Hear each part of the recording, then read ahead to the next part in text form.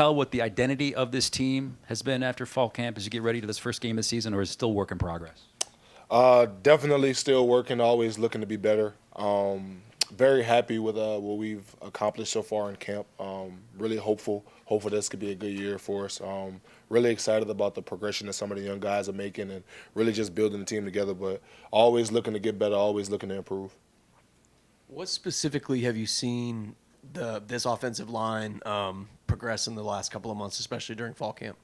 So I think the progression of the offensive line, I think the biggest would have to be some of the guys that I guess maybe didn't play a lot last year. So watching some of those guys that are sophomores and juniors kind of start to step up and really find their footing and be able to play some really good ball.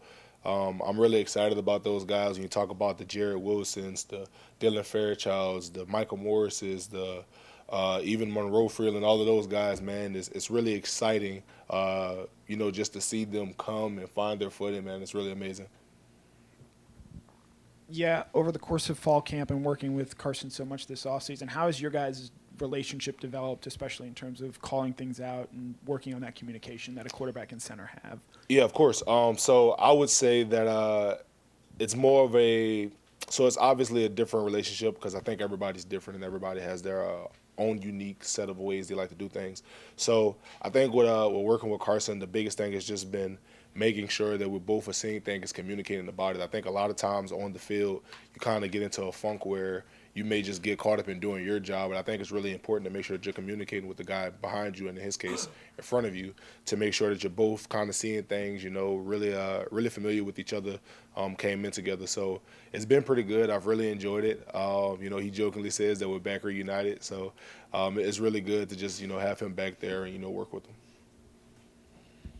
Said typically when you're having to replace both tackles, it's not a small deal in the SEC. You've been part of some really good lines here the last couple of years, obviously. But do you have a feeling about how this group has come together? And I've heard positive things. Do you feel like it has a chance to be as good as some of those others, or do you look at it like that?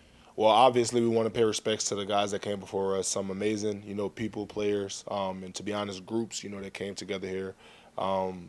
And to be honest with you, I'm hopeful that we can be good, but ultimately, all we can do is just strive to be better every day. So, I really think it starts with not taking things for granted because you start to realize, although we may have had people who played last year, it's a totally different group. Like, you have to have that cohesion. Guys got to know how they're going to play a double team together, how they may see a certain twist, pass different things off. So, although you may have that experience of playing, it's a whole different group once you insert a new guy into the lineup. So, it's really just making sure that you're not taking things for granted and that you're taking those reps so that you get the cohesion with all the other guys that, may step in at some point. Yeah, so with Nas Stackhouse having played nose tackle here for so long and you playing center, the way y'all practice, probably not a football player you've taken more reps against than Nas Stackhouse. So what would you say about his game, and how would you describe y'all's relationship? So I go back to immediately our freshman year. So my freshman year, my roommates were Warren Brinson, Jalen Carter, and Nas Stackhouse, and we all lived together for about a year and a half, right? So very familiar with Nas. That's my guy. But if I had to describe his game, I would say that he's like ridiculously strong, but also deceptively quick. So a lot of the times, I think he's really good with, moving his shoulders and lowering his pad level, but it's very subtle. So you may not notice, you may think that he's playing high, but really he's dipping his shoulder and different things like that he may do in the run game, but also pass. So I really think that with Nas, I think a lot of people look at him as a stout run stopper, but I think a lot of people don't realize that he has a subtle quickness to him as well that kind of catches you off guard if you aren't, aware of it. Sedrick, I know you guys have found motivation from slights or any perceived slights, and the GameDay analysts all picked Alabama to win the SEC. Did you hear about that? What do you make of it? If I'm being 100% honest with you, I have not seen it. To be honest with you, we've been trying to just focus on making sure that we're doing all that we can to, protect us and make sure that we're doing what we can to be the best team as possible. But, at the end of the day, they have their opinion, and, we respect it, but all we can do is just work and, try to have the best, results for us. Sedrick, I don't know how much you've looked into obviously your upcoming opponent, but I did want to ask you about Daylon Dotson for UT Martin. What have you seen from him, and how are you and the rest of the offensive line preparing for their leading pass rusher coming into this game? So I think the guy you're talking about is number 1, right? Yes. Yeah. So I've seen him, and he's really, really quick. Likes to really move around, likes to make explosive plays. I think that he's a guy that if you take your eyes off him, he can make a quick play, maybe a swim move, things like that. So definitely take it to account when he can bring, in the run and pass game. So definitely making sure that we're taking, it very serious. I like what UT Martin does up front. They're a really good, up front team. I think they play hard. I think they're really talented. So looking forward to just making sure that we come into practice, watch all the film, make sure that we're taking the proper reps that we need to make sure that we're prepared for that game because he's a very talented player. Yeah, Sedrick, one of the guys we've talked to this fall mentioned you as like the overall leader of the team in his eyes. I'm just wondering if that's a role you feel like you've taken on, and how have you tried to embrace that over the past 7-8 months since last season ended? So if I'm being honest, that was kind of a role that I was kind of setting into last year a bit. I was trying to make sure that I was doing all that I can to help lead this team, lead that team, excuse me. So really for me, it's just making sure that I'm staying on top of what I need to do so that I can hold other people accountable. I think that's the biggest thing when trying to be a leader is the moment that you slack, everybody's looking, everybody's making sure that they point it out to you. So it's not giving people that chance so that they have no choice but to uphold that standard, if that makes sense. Because the one moment that you don't, you kind of lose all your credibility. And I know it may seem unfair that, you may do things right a million times and the one time you mess it up, you kind of lose all your credibility. But that's the reality of being a leader. So I would say more so I've been embracing the role of just making sure that I'm being consistent, if that makes sense. Said you come back for year 4. Obviously, part of the reason is to improve your NFL draft stock. When you went back and watched yourself last year, what are those areas of improvement that you need to make? Yeah, so I think I may have talked about this before, but my biggest thing was just technique.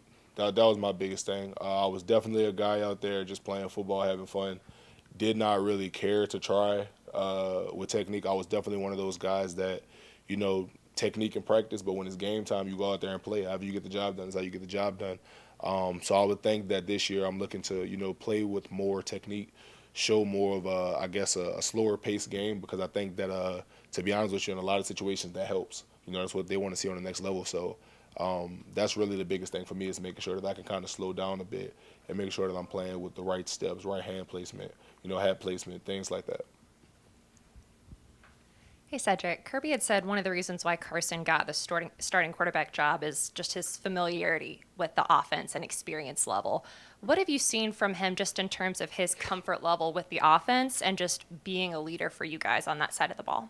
Absolutely. So I think one thing that Carson does well is really just recognizing coverages. I think he does that pretty well and making anticipatory throws. I think that's one thing that he really does well is understanding the concept they're in, understanding what the defense is in, and kind of, I don't want to say predetermining, but I guess having an idea of where the ball should go. So I think he does a really good job of doing that, and I think that he does an amazing job of, every once in a while, even though he's not a very vocal guy, he's not the guy that's going to go out there and yell at everybody, but when the time is needed and he feels like he has to step up, I think he does a good job of making sure he's that guy for the offense. Cedric, who's backing you up at center, and what can you tell us about Austin Blaske and Ernest Greene? So I'll leave that question for Coach Searles about who's backing me up. But one thing I will say is I have extreme confidence in any guy that, may have to play, center in the future, this season, whatever it may be, the situation.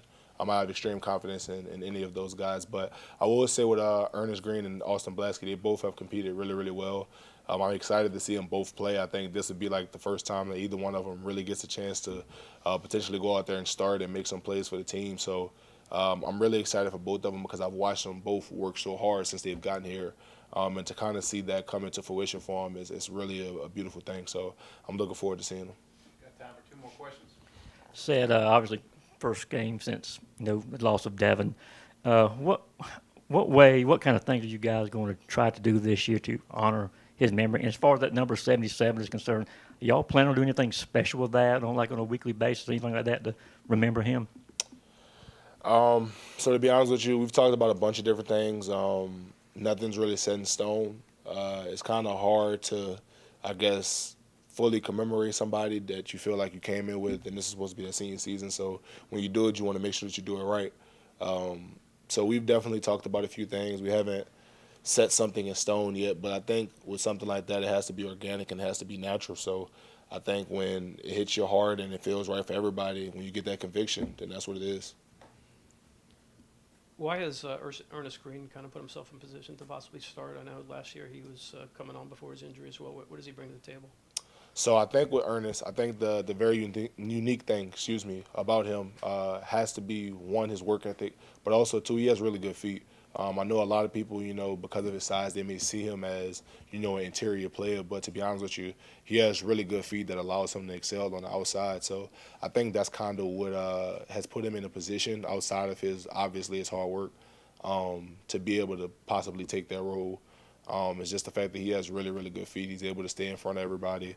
He's able to, always stay in phase and pass pro and, second effort and things like that. So I would say the thing that really helps him to be able to possibly take that role would be just his exceptional feet.